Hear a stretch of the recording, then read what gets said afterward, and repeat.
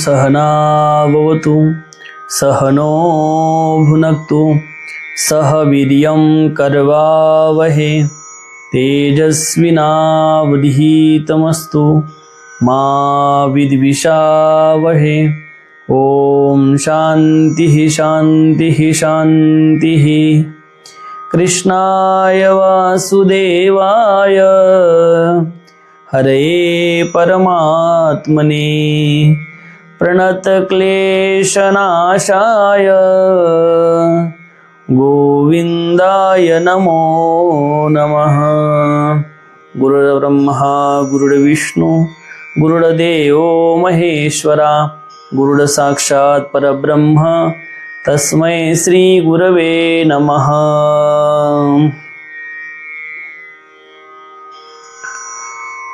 या विषया वाचुनी काही अनिक सर्वथा रम्य नाही ऐसा स्वभावची पाही इंद्रियाचा।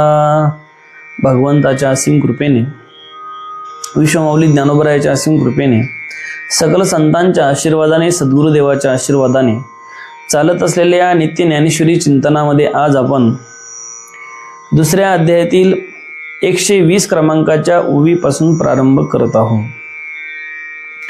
कालच्या ज्ञानेश्वरी चिंतनामध्ये आपण ज्या पद्धतीने जे इंद्रिय आहे ते इंद्रिय विषयाचे कशा पद्धतीने सेवन करतात आणि त्या इंद्रियाच्या द्वारे कशा पद्धतीने सुखदुःखाची प्राप्ती होत असते याचं चिंतन आपण केलं होतं। तर माऊली सांगतात की या विषया वाचुनी काही अनिक सर्वथा रम्य नाही। कारण जे विषयाचा स्वभाव आहे इंद्रियाचा स्वभाव आहे तो म्हणजे विषयात रममान होणे। इंद्रियाला विषयामध्ये रमायला आवडतं, विशेष सेवन करायला आवडतात आणि म्हणून सतत इंद्रिय हे विषयाकडे आकर्षित होत असतात। सतत त्या इंद्रियाची जी धाव आहे ती विषयाकडे असते।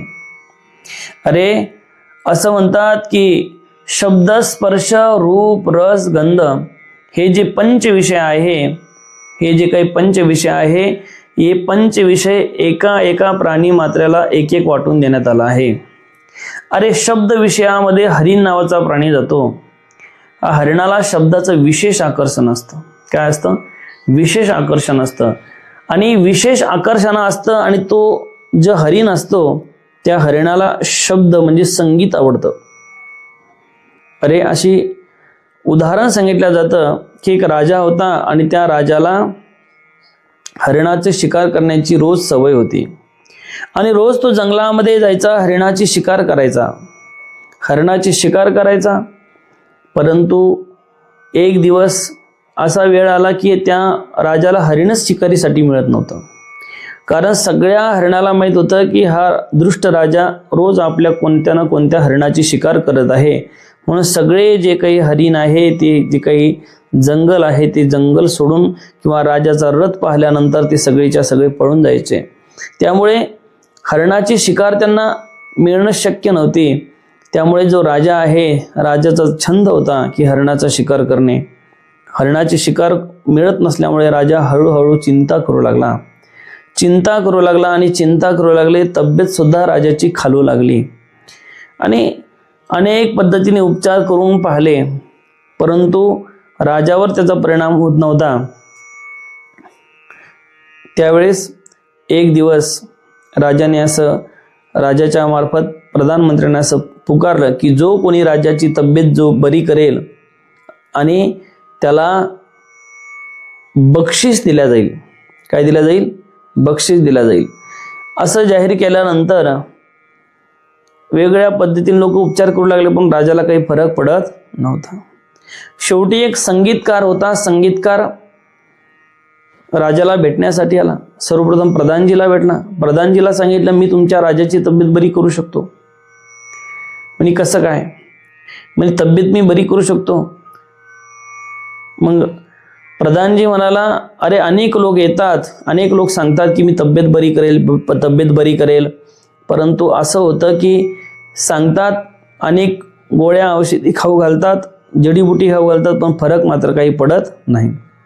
आता जर तू जर राजाची तब्येत बरोबर करू शकला नाही तर तुला मृत्यूदंडाची शिक्षा भेट. तो म्हणाला चालेल, परंतु मी राजाची तब्येत बरी करतो, तुम्हाला शब्द देतो. त्यावेळेस ते प्रधानजी त्या संगीतकाराला राजाकडे घेऊन गेले आणि संगीतकाराने सांगितलं की राजेसाहेब, मला माहिती आहे तुम्हाला कशाच काय आजार झालेला आहे, काय आजार जडलेला आहे. मग राजा म्हणे काय आजार जडलेला आहे. म्हणे तुम्हाला रोज हरणाची शिकार करायची सवय होती आणि ती हरणाची शिकार मिळत नसल्यामुळे तुम्ही चिंतेमध्ये आहे. मग राजा म्हणे त्याच्यावर तोडगा काय. म्हणे मी सांगतो तसं तुम्हाला करावं लागेल. राजा म्हणे मी तयार आहे.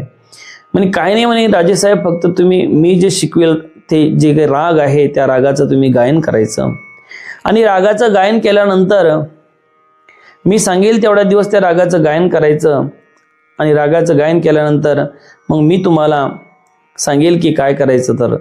आणि जे काही संगीत आहे जे गाणे आहे ते गाणे राजा शिकला, त्याचे गायन करू लागला. आणि एक दिवस तो जो काही गायन शिकवणारा संगीतकार आहे तो म्हणाला की राजेसाहेब, आता तुम्ही एक काम करा, जे काही तुमचा धनुष्यबाण आहे तो घ्या, विना घ्या आणि सरळ जंगलामध्ये जा, काहीच करायचं नाही. एका झाडाखाली बसायचं, हरणाच्या मागे धावायचं नाही, पळायचं नाही, काहीच करायचं नाही. एका झाडाखाली बसायचं शांततेनं आणि शांततेने झाडाखाली बसून काय करायचं, फक्त संगीत वादन करायचं किंवा मी जे राग शिकवले त्या रागाला आळवायचं आहे. आणि त्या पद्धतीने राजा एका झाडाखाली बसला आणि त्या रागाला जे काही त्यांना राग शिकवले ते मालकंस असेल, त्यानंतर वेगळ्या पद्धतीने जसं भूप असेल, त्या पद्धतीने हा राजा सुद्धा काय करू लागला, राग आळू लागला. त्या सुंदर अशा गायनाने ज्या काही हरणी आहे त्या हरणी मोहित झाल्या आणि ते गायन ऐकण्यासाठी राजाच्या समोर येऊन उभ्या राहिल्या. आणि राजाने गायन बंद केला, पुन्हा धनुष्यबाण जोडला आणि सुसुबाण करत त्या हरणाला लागला. रोजचा असा नित्यक्रम चालू. परंतु एक दिवस असं झालं की राजाने बाण चालवला. 2 हरणं होते, हरिण आणि हरण म्हणजे कैट, हे दोघं होते, पती पत्नी होते. आणि एकाला राजाने मारलं, जी कैट होतं, हरण होतं, ती मरून पडलं. परंतु जी हरणी होती ती हरणी मात्र पळाली नाही, तिथेच उभी राहिली. राजाने पुन्हा बाण जोडला त्या हरणीला मारण्यासाठी, परंतु ती हरणी मात्र पळत नाही, घाबरत नाही. म्हणून राजा तिच्याकडे गेला आणि तिच्याकडे गेल्यानंतर त्या हरणीला विचारू लागला की हरणासारखा भ्याकड प्राणी नाही, भित्रा प्राणी नाही, आणि तू का धावत नाही, तू का पळत नाही, तू का धावत नाही, का पळत नाही. त्यावेळेस त्या हरण्यानं उत्तर दिलं, हा जो खाली पडलेला तो माझा पती आहे, आमचा पती पत्नी संबंध आहे. पण राजे, तुम्ही जी काही धून वाजवली, तुम्ही जे काही संगीत वाजवलं, राजे तुम्हाला जर ह्या हरणाचं मांस विकायचं असेल तर तुम्ही विकू शकता. त्या हरणीने त्या राजाला सांगितलं. राजाला तर पहिलं असं वाटलं की हिचा पती मेल्यावर ही दुःखी आहे म्हणून पळत नाही, परंतु हरणीला राजासोबत बोलायचं होतं. ती हरणी राजाला म्हणत आहे की राजे, की तुम्हाला याचं मांस विकायचं असेल तर विकू शकता, मांस भाजून खायचं असेल तर खाऊ शकता. की त्या हरिणी त्या राजाला म्हणत आहे की हे राजे, हे मांस भून भून कर खाओ, पर इस चमड़ी के आसन पर बैठे बीन बजाओ. की काय आहे, हिची चमडी विका, मांस खा, परंतु याचं जे मांस आहे ते मांस खा, पण याचं जे काही चमडी जी निघल ना, ही जी चमडी निघल, या चमडीपासून जे आसन बनल ना त्याच्यावर बसून फक्त काय करायचं, गायन करायचं. शृंग बेच के धन करो और मांस भून भून के खाओ. अरे शृंग विकून तुम्हाला धन कमवायचं तर कमवू शकता, मांस तुम्ही भाजून खायचा असेल किंवा मांसाचं तुम्हाला काय करायचं करू शकता, पर इस चमडी के आसन पर बैठे बीन बजाओ. या चमडीच्या आसनावर बसून काय करायचं, फक्त गायन करायचं. अशा पद्धतीने शब्दामध्ये एवढ्या असं हरिण जे आहे आसक्त असतं. स्पर्शाचं वर्णन जर आपण केलं तर स्पर्शामध्ये कोणता प्राणी जातो, हत्ती नावाचा प्राणी जातो. अरे हत्ती एवढा बलाढ्य, त्याला जर पकडायचं असेल तर पूर्वीच्या काळी काय करायचे, एक गड्डा खोदायचे, कारण हत्तीचे दाताची तस्करी केल्या जायची. मोठमोठी जी हत्ती आहे, कारण हत्तीला पकडणं एवढं काही आता गोळ्या निघाल्या, बंदुकीची गोळी झाडली की हत्ती मरतो आणि नंतर त्याचं जे काही दात वगैरे आहे त्या दाताची तस्करी केली जाते. पूर्वीच्या पद्धतीने तसं नव्हतं, काही बंदुकी नव्हत्या. मग हत्तीला जर पकडायचं असेल तर काय करावं लागायचं की पहिला गड्डा खोदायचा आणि गड्डा खोदल्यानंतर त्याच्यावर पालापाचोळ्या काड्या टाकायच्या आणि त्याच्यावर एक अशी डुप्लिकेट हत्तीन तयार करायची, लाकडाची म्हणा हे ते अशी, पण ती हत्तींसारखी हुबेहूब वाटली पाहिजे आणि तशी हत्तीन तयार करून तिथे त्या गड्ड्यावर ठेवायची. जो हत्ती आहे तिला स्पर्श करण्याच्या इच्छेने तो धावत त्याच्याकडे येतो आणि जसा त्या हत्तींना त्या जी काही नकली हत्तीन आहे तिला स्पर्श करायला जातो तसा तो गड्ड्यामध्ये पकडतो आणि पकडला जातो. स्पर्श या इंद्रियामध्ये कोण जातं तर हत्ती जाते. त्यानंतर शब्द स्पर्श रूपामध्ये कोण जाते अरे रूपामध्ये पतंगा दिप्त्य लिंगन ते त्यास या चुकून तेवी विषयाचरण आत्मघात. माऊलीच म्हणतात की पतंग जो आहे तो रूपाकडे आकर्षित होतो. बघा पावसाळ्यामध्ये जे पतंग असतात, किडे असतात, ते लाईटाकडे झेप घेतात. अरे जर तुम्ही जाळ पेटवला तर त्या जाळामध्ये येऊन पडतात की नाही. तुम्ही पाहता पावसाळ्यामध्ये सगळे किडे लाईटाजवळ येतात कारण त्यांना लाईटाचं आकर्षण आहे, त्या आगीचं आकर्षण आहे. अरे एवढंच नाही तर त्या समोर जाणारे जे काही पतंग आहे ते मरताना सुद्धा पाहतात बाकीचे पतंग, पण तरीही त्यांना रूपाचं एवढं आकर्षण असतं की त्या रूपाच्या आकर्षणाच्या पोटी ते त्या जाळामध्ये पडून भस्म होतात. म्हणून अशा पद्धतीने पतंग त्या रूपाला आकर्षित होऊन काय करतो आपला जीव देतो. त्यानंतर शब्द स्पर्श रूप रस आहे का नाही. अरे रस या इंद्रियामध्ये कोण जातं, रसन इंद्रियामध्ये कोण जातं, मासा जो आहे तो रसन इंद्रियामध्ये जातो. कारण जो मासा असतो तो मासा माशाला जे काही गांडूळ आहे तो गांडूळ असेल किंवा काहीतरी आमिष असेल, ती आमिष दाखवून त्याला ती त्याच्यामध्ये पाण्यामध्ये सोडल्या जाते काय, आणि पाण्यामध्ये सोडल्यानंतर ती आमिष खाण्यासाठी तो त्याच्याकडे धाव घेतो. माऊली म्हणतात आमिष कवळू पांडवा मीनू न सेवी तवची बरवा. अरे ही जी आमिष आहे जोपर्यंत मीनू म्हणजे मासा सेवन करत नाही तोपर्यंत बरं आहे, पण ज्या वेळेस ती जी आमिष त्याने सेवन करण्याचा प्रयत्न केल्याबरोबरच तो पकडला जातो. गळ त्याच्या तोंडामध्ये अडकतो आणि गळ तोंडामध्ये अडकल्यामुळे त्याला पकडल्या जातं. म्हणून मीनू न सेवी तवची बरवा. हे जे मासा आहे तो कशामध्ये जातो, रसामध्ये जातो. अरे एका कवीने अशी कल्पना केली, एक गांडूळ आहे, अर्धा तोडला आहे, त्या गळाला तो लावलेला आहे, तो पाण्यामध्ये सोडलेला तो गांडूळ मेलेला आहे, परंतु तरी सुद्धा तो मेलेला गांडूळ त्या माशाला सांगत आहे बाबा मता मेरे लिए. काय म्हणतोय, मता मेरे लिए मैं आधा हुआ तेरे लिए. मी तुझ्यासाठी अर्धा झालो आहे, तुझ्यासाठी मला मारल्या गेला आहे, पण एवढं सगळं करून तू येत असेल, तू आता है फिर मेरे लिए, तो बाहर खडा है तेरे लिए. आहे का नाही. तू एवढा विचार करून जर माझ्याकडे मला खाण्यासाठी येतच असेल तर तुला पकडण्यासाठी, तुला खाण्यासाठी बाहेर कोणतरी उभाच आहे. म्हणून मता मेरे लिए मैं आधा हुआ तेरे लिए. तर त्या पद्धतीने जो रसन इंद्रिय आहे त्या रसन इंद्रियामध्ये कोण जातं, मासा जातो. आता कोणतं राहिलं, गंध. शब्द स्पर्श रूप रस आणि गंध. गंधामध्ये कोण जातो, अरे भ्रमर भेदी कोडे बलतेसी काष्ट कोरडे परी कळिके माझी सापडे कोवळीये. अरे भ्रमर, भुंगा जो आहे, माऊली म्हणतात की हा जो भुंगा आहे, हा भुंगा एवढा कठीण लाकडाला सुद्धा छेद करतो. तो भुंगा कठीण लाकूड जरी असलं तर त्या लाकडाला भोसकं पाडतो, पण तोच भुंगा ज्यावेळेस एखाद्या कमळाच्या पाकळीवर बसतो, कमळाच्या फुलावर बसतो, आणि ज्यावेळेस कमळ जे आहे ते संध्याकाळी जसं काय होतं, बंद होतं, ते जसं मावळतं, जसं सूर्य मावळतं तसं कमळ सुद्धा अकुंचन पावतं. तर त्या पद्धतीने त्या कमळामध्ये तो भुंगा जो आहे तो भुंगा अडकलेला असतो, आणि हा जो भुंगा त्यामध्ये अडकलेला असतो याला ते कमळदळ चिरून बाहेर जाणं सहज आहे, तो सहज जाऊ शकतो. परंतु तरीही सुद्धा तो कमळाचा जो काही पाकळी आहे एवढी कोमल ती चिरत नाही. ते उत्तीर्ण होईल प्राण, तो एखाद्या वेळेस तिथं प्राण देईल, पण ती कमळाची पाकळी मात्र चिरणार नाही. म्हणून शब्दामध्ये कोण गेलं? हरिण, स्पर्शामध्ये हत्ती, रूपामध्ये पतंग, रसामध्ये मासा आणि गंधामध्ये भुंगा, भ्रमर. म्हणून अशा पद्धतीने 5 विषयामध्ये 5 प्राणी जातात. पण हे जे काही 5ही विषय आहे, या 5ही विषयाकडे मनुष्य आकर्षित होत असतो. त्याला चांगलं ऐकायला आवडतं, त्याला स्वतःची स्तुती ऐकायला आवडते. कोणी जर आपली स्तुती केली तर ते त्याला चांगलं वाटतं, कोणी निंदा केली तर लगेच त्याच्यापासून दुःख होतं. माऊलीने सांगितलंच आहे की निंदा आणि स्तुती श्रवणाच्या द्वारेच त्यापासून सुख दुःख निर्माण होता. त्याच्यानंतर स्पर्श आहे, त्याला मऊ गालीचा लागतो, आहे की नाही?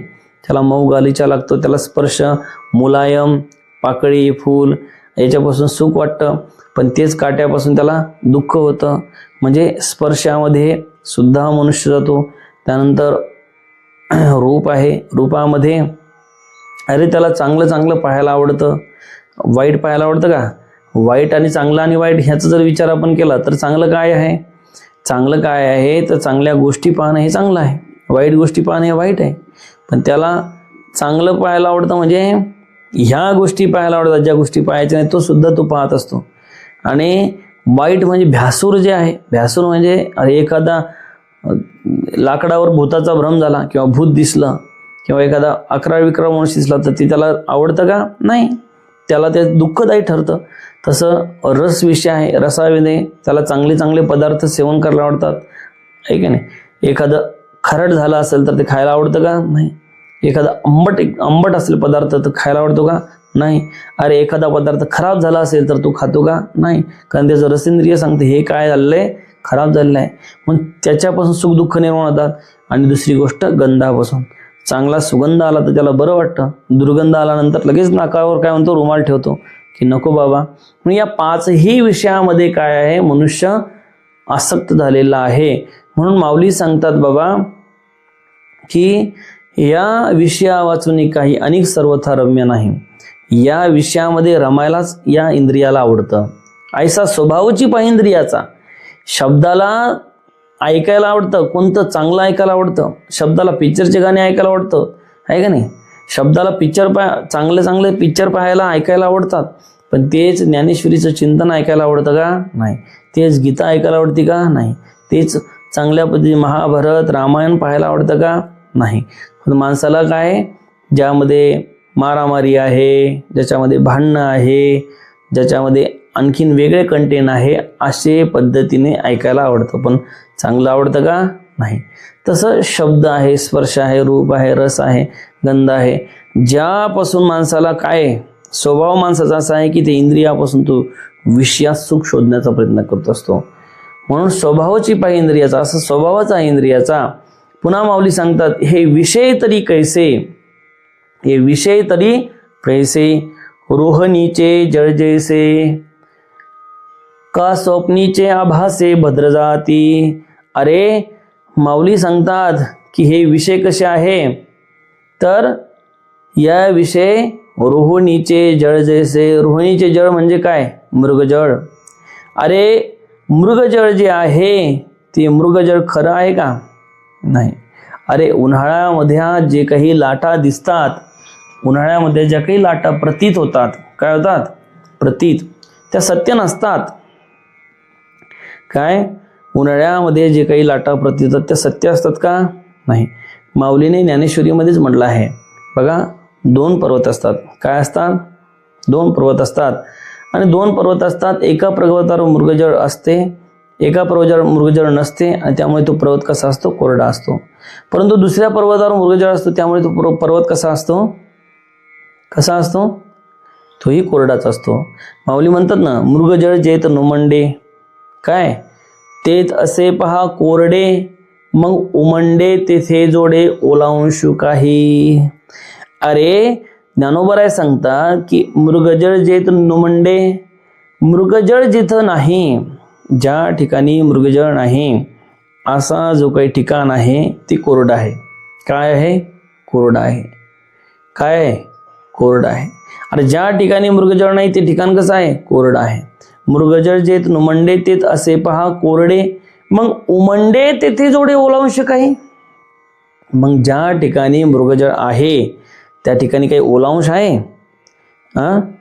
अरे एक व्यक्ती होता शहरामध्ये राहणारा, काय शहरामध्ये राहणारा, दुपारच्या वेळेस आला शेतामध्ये, मुंबई सारख्या ठिकाण, त्याला बिचारानं कधी शेत पाहिलंच नाही, वडलोपारची शेती, आणि आला शेताच्या बाहेर बांधावर गाडी उभी करून दिली, आंब्याखाली जाऊन झोपला. 10-11 वाजता गेला आंब्याखाली बसला, 11-12चा टाईम असेल, दुपारच्या झाडा लागू लागल्या. आणि नंतर दुपारच्या वेळेस मे महिना होता आणि असं शेजारीच त्याला काय दिसलं, एक तलाव भरलेला दिसला. आतापर्यंत त्याच्या नोकराशी बोलणं तर नोकर म्हणायचा, मालक आपल्या शेतात थोडं बी पाणी नाही, हे नाही ते नाही. तर त्यावेळेस त्याला असं वाटलं नोकर आपल्याशी खोटं बोलत, हे एवढा तलाव भरलेला आहे. त्यानं कधी मृगजळ पाहिलाच नव्हता. पाहिला होता का? लहानपणापासून शहरात वाढला, त्यानं मृगजळ कधी पाहिलंच नाही. त्याला असं वाटलं हे एवढा तलाव भरला आहे. त्याने सांगितलं बाबा तू जाय, मालकाला नोकराला सांगितलं जाय आणि काय कर, एक मोटार घेऊन ये आणि केळीचं काय घेऊन ये, कंद घेऊन ये, केळी लावायची आहे, मोटार घेऊन ये पाण्यासाठी, त्याच्यानंतर काही साळी लावायची आहे, त्याचं बी घेऊन ये. मालक आपल्याजवळ पाणी नाही हो, आपल्याजवळ पाणी नाही. मालक म्हणे जे सांगितलं ते कर, जेवढं सांगितलं तेवढं करायचं, सेवकी सांगितले करावे काम, जास्त उचापत्या करू नये, जाय.